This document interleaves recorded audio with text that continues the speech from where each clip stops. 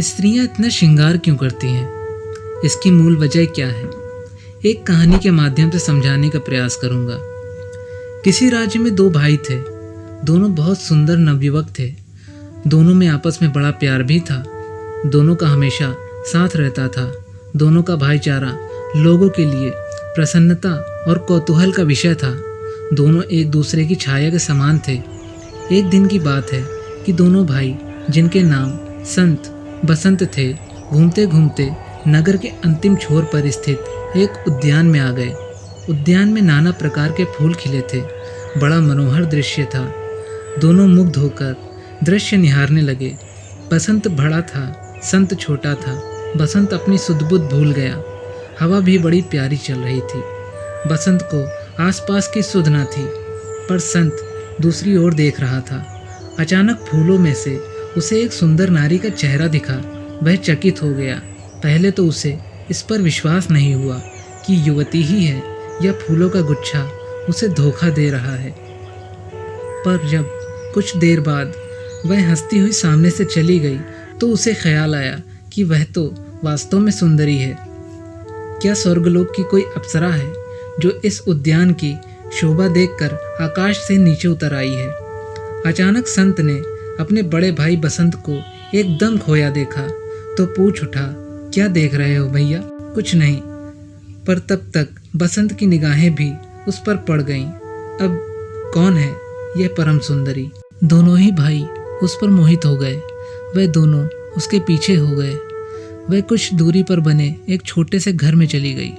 जाते जाते उसने मंद मंद मुस्कुराकर दोनों की ओर देखा और कटाक्ष कर चली गई।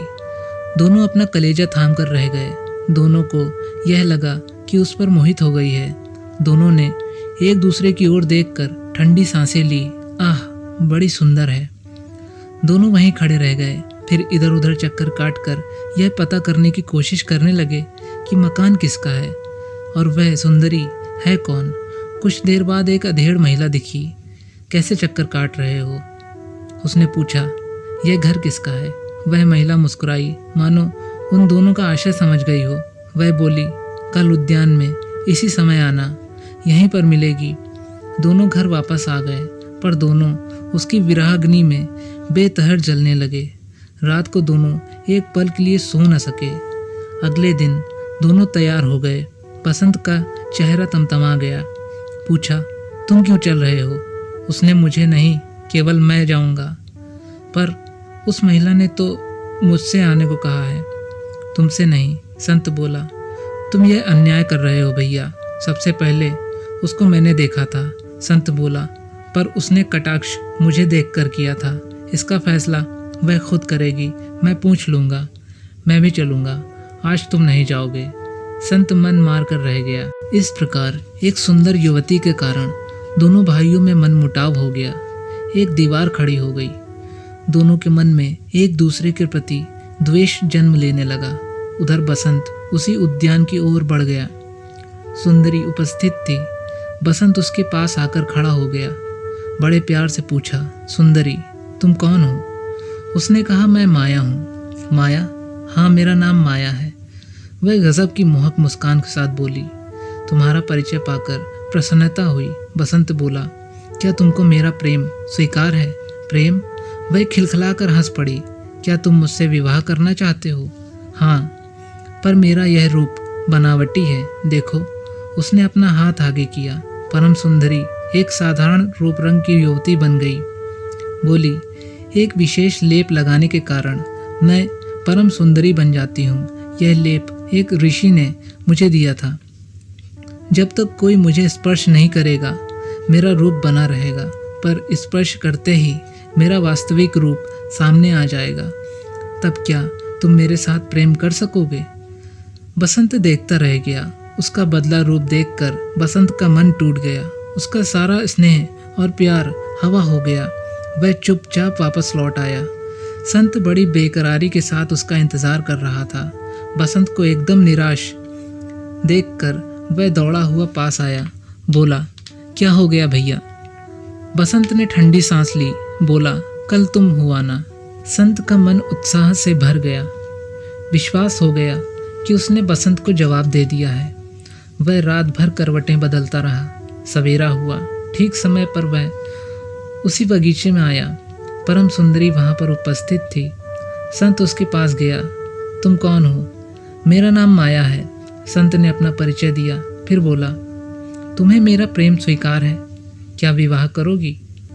अवश्य, पर मुझे देखो। अचानक उसका वैसा ही रूप हो गया जैसा बसंत के सामने हुआ था। बोली, लेप के कारण मैं परम सुंदरी हूँ, पर स्पर्श करते ही मेरा वास्तविक रूप सामने आ जाता है। संत मुस्कुरा उठा, तो क्या हुआ? मुझे तो प्यार हो गया है। रूपवान नहीं तो गुणवान होगी।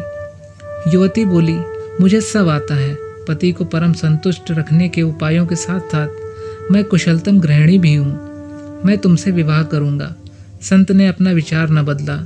वह युवती तब संत को अपने घर ले गई। अपने माता पिता से संत का परिचय कराया। माता पिता मान गए। संत प्रसन्न होकर वापस आया।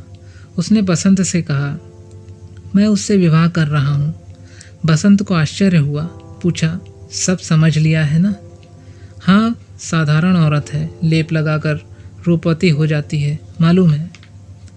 बसंत को आश्चर्य हुआ। संत विवाह कर उस रूपवती को ले आया। माता पिता बड़े प्रसन्न हुए। बसंत का मन फीका पड़ गया। संत विवाह के बाद स्पर्श से उसका एक स्वरूप देखकर चकित रह गया। बोला, तुम तो बदलती नहीं हो। नहीं, मेरा वास्तविक रूप यही है। मैं तो परीक्षा के लिए ऐसा करती थी। मैं शरीर से नहीं, गुणों से प्रेम करने वाले पति की तलाश करती थी। संत बहुत प्रसन्न हो गया। जब यह बात बसंत को मालूम पड़ी तो बसंत के कलेजे पर सांप लौटने लगा। वह व्याकुल उठा। उसकी नींद उड़ गई। उसे इस मूर्खता के लिए समझ नहीं आ रहा था कि खुद को क्या सज़ा दूं। वैसे तो यह सिर्फ एक कहानी थी, लेकिन यदि आप गहराई से विचार करें तो आप पाएंगे समाज में बसंत जैसे लोगों की कोई कमी नहीं है। और बात रही स्त्री की, तो कहानी के अनुसार वह ज़रूर बहुत ही निर्मल चित्त की स्त्री रही होगी, जिसकी सिर्फ एक ही शर्त थी कि कोई व्यक्ति मिले जो उसके रूप को नहीं, उसके गुणों को देखे। वह उससे ही विवाह करेगी। आज का मौजूदा समाज कुछ ज़्यादा ही बुद्धिमान है। आज के समाज में स्त्री पुरुष विवाह करने से पहले अपनी अपनी शर्तों की लिस्ट लेकर एक दूसरे के सामने खड़े हो जाते हैं और मिलान करते हैं कि उसके पर्चे में लिखी सभी शर्तें सामने वाला व्यक्ति पूरी करता है या नहीं। आज स्त्रियों को बखूबी पता है कि पुरुष स्त्री में क्या देखता है और क्या देखना चाहता है। वे उसे ही निखारने में लगी हैं और महिलाओं से जुड़े प्रोडक्ट बनाने वाली कंपनियां भी यह खूब जानती हैं और अपना धंधा चमकाती हैं। दुनिया की लगभग हर स्त्री स्वयं को निखारने संवारने में लगी रहती है, क्योंकि उसे पता है कि पुरुष निखरे चेहरे और कोमल शरीर में उत्सुक होता है। शरीर का साज श्रृंगार कोई अपने लिए नहीं करता। इसका उद्देश्य हमेशा दूसरों को आकर्षित करने का होता है। जिस प्रकार स्त्री की सुंदरता का पैमाना पुरुषों के अनुसार कोमलता होता है, उसी प्रकार स्त्री के अनुसार पुरुष की सुंदरता कोमलता नहीं बल्कि कठोरता होती है। स्त्रियां पुरुषों का चुनाव शारीरिक बल देखकर करती हैं। स्त्रियों की उत्सुकता कोमल शरीर में नहीं होती बल्कि सिर्फ बल में होती है। समय के अनुसार आज बल के विभिन्न अंग निर्मित हो चुके हैं। आज के समाज में जिसके पास जितना धन या जिसकी जितनी ख्याति या यश है, उसे उतना ही शक्तिशाली माना जाता है। तो स्त्रियों का रुझान ऐसे पुरुषों में अधिक होता है। यह एक प्राकृतिक व्यवस्था है, सिर्फ इंसानों में ही नहीं बल्कि जानवरों में भी। यदि आपने ध्यान दिया हो, जंगल में जब शेरनी संभोग के लिए प्रेरित होती है या गर्भधारण का समय हो जाता है, तो कई नर शेर पहले आपस में युद्ध करके बाकी प्रतिद्वंदियों को परास्त करते हैं, और जो नर युद्ध में विजयी होता है, मादा शेरनी उसी के साथ संभोग करती है। यह व्यवस्था लगभग सभी जीवों में पाई जाती है। स्त्री का श्रृंगार करना एक तरकीब, एक छलावा मात्र है पुरुष को रिझाने का। कोई अपने लिए श्रृंगार नहीं करता। जरा कल्पना करें कि आपको किसी ऐसी जगह पर छोड़ दिया जाए जहां आपके सिवा कोई ना हो और ढेरों श्रृंगार की वस्तुएं रख दी जाएं, तो आप श्रृंगार नहीं करेंगे, भले कुछ भी करें, क्योंकि कोई देखने वाला वहां है ही नहीं आपको। जो स्त्री जितनी ज़्यादा कुरूप होगी वह सौंदर्य प्राप्त करने के उतने ज़्यादा जतन करेगी। जो स्त्री जितनी सुंदर होती है वह उतना कम श्रृंगार करती है। असल में हम अपने भीतर की सौंदर्यता से बाहर की सुंदरता का तालमेल बिठाना चाहते हैं। भीतर से सभी व्यक्ति सुंदर ही हैं, बस शरीर सुंदर व कुरूप होता है। पति पत्नी एक दूसरे से जल्द ही उब जाते हैं। जो व्यक्ति विवाह से पहले जिस स्त्री को देखकर उसके सौंदर्य पर विभिन्न प्रकार की कविताएं रचा करता था, विवाह के बाद उसी स्त्री को देखकर उसके जहन में दो सौंदर्य पर दो शब्द भी नहीं आते। आखिर ऐसा क्यों? ऐसा इसलिए क्योंकि दोनों ने एक दूसरे का असली चेहरा देख लिया है, एक दूसरे की क्षमता का पता लगा लिया है। अब कुछ भी रहस्य बाकी नहीं रहा जो छिपा हो। एक दूसरे से पत्नियां आश्वस्त हो जाती हैं अपने पति के प्रति कि अब तो इसे पा लिया, जीत लिया, अब रोज़ रोज़ श्रृंगार करने की कोई ज़रूरत न रही। यह अब कहाँ जाएगा? पति कहीं जाता तो नहीं, लेकिन उसका पत्नी के प्रति जो रुझान पहले था वह अब ख़त्म ज़रूर हो जाता है। दोस्तों, वीडियो पसंद आया हो तो लाइक तो करिएगा ही, साथ में चैनल भी सब्सक्राइब करिए। Thank you.